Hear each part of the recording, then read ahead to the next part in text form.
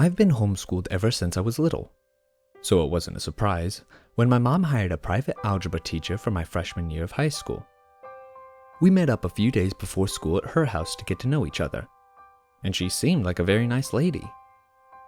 Her name was Sally Neckerson, but she told me everyone called her Aunt Sally because of the mathematical acronym, "Please excuse my dear Aunt Sally," to remember the order of operations. "Just a little bit of lame math humor," she said with a laugh as we sat down in her living room. "So, tell me a little bit about yourself." It was easy to talk to her, and she was a very good listener.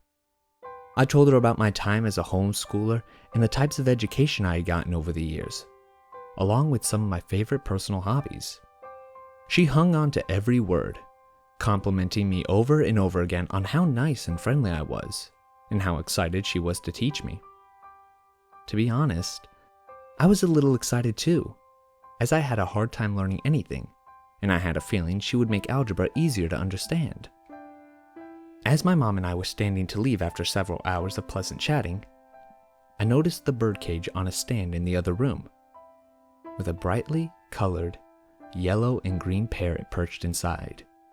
As soon as I pointed it out, she was excited to show her pet to me and took him out of his cage for me to hold. "His name is Echo," she said with a smile. "He's called that because he always repeats the last words he's heard, no matter how long ago they were."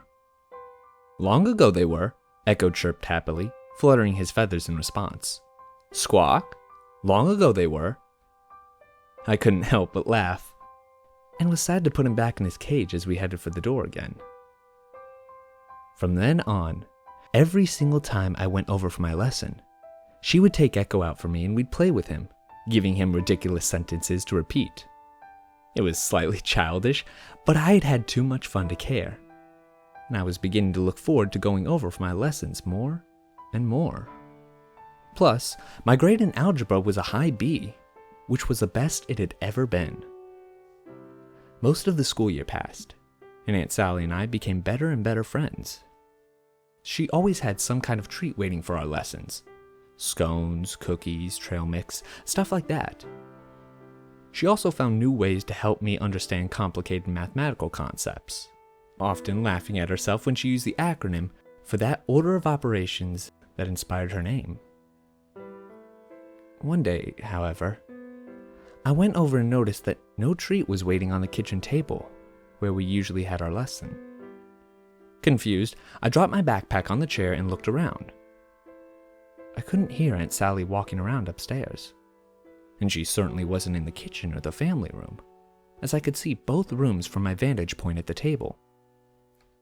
Shrugging, I went to Echo's cage and began to tickle his feathered chest through the bars. "Squawk?" Echo responded cheerfully. "Shut up, Squawk. Be quiet, Squawk." I was slightly confused at this, but was amused all the same. Maybe Echo had been particularly noisy one day, and Aunt Sally had yelled at him.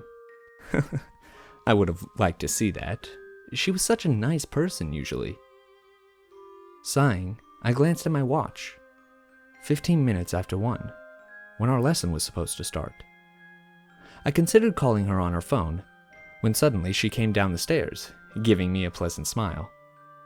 The curls in her brown hair were slightly more tangled than normal, giving her the appearance of just rolling out of bed, but I dismissed it.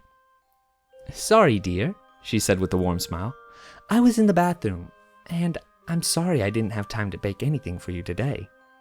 I quickly assured her that it was fine, and we began our lesson. Halfway through the lesson, however, Echo began to make strange whining noises, like high-pitched squeals, and was fluttering his wings erratically.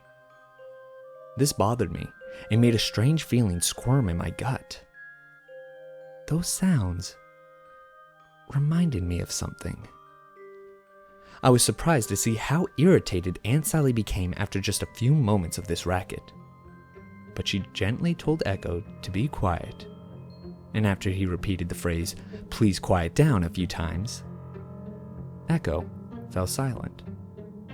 He didn't say anything for the rest of the lesson. Nothing else strange happened for the next few weeks, until one day we were at the kitchen table, reviewing foiling equations, when suddenly Echo made the loudest screeching noise I had ever heard. It caused me to slam my palms into my ears. It was worse that Echo was perched right next to my chair in his cage. He didn't stop. He kept squealing and screeching, and I was faintly aware of a few gibberish words mixed into it. But just the sound of it filled me with dread. It was so disturbing to me, and I didn't know why. I glanced over at Aunt Sally, hoping she would make him quiet down. And to my surprise, there was a fierce expression in her eyes as she walked over to Echo's cage, shaking it violently a few times and making the parrot slam against the bars. He squawked with pain, falling to the bottom and scrambling to his feet with a frenzied flapping of wings. "Stop!" I said without thinking. "I think that's hurting him." Aunt Sally's expression became pleasant again as she turned to me. The strange anger had disappeared from her eyes. "He's fine, sweetie," she assured me. "Just needs a little kick every once in a while. All birds do."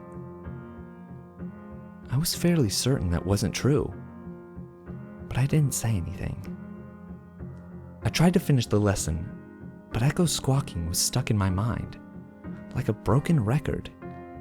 It kept eating away at me, especially the parts mixed with gibberish words. Almost like a parrot version of a cry for help. Finally, I told Aunt Sally that I felt sick, and she let me go home early. The next week was the strangest.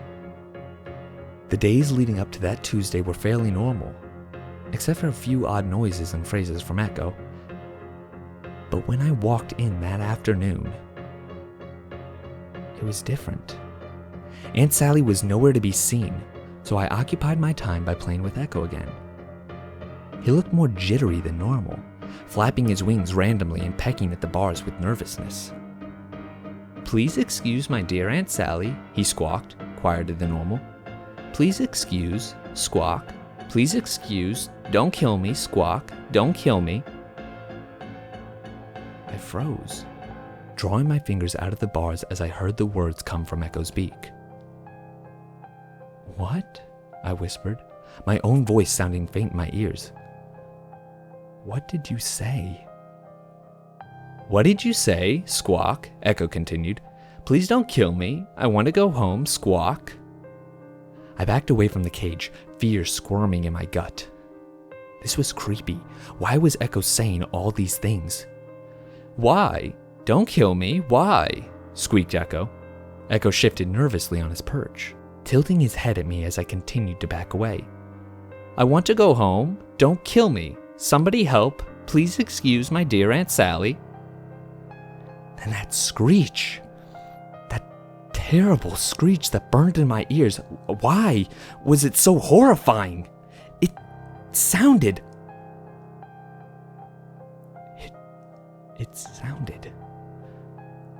like a cry for help. Like a scream of pain. I don't quite remember what happened after that, but I remember grabbing my bag and running from Miss Neckerson's house.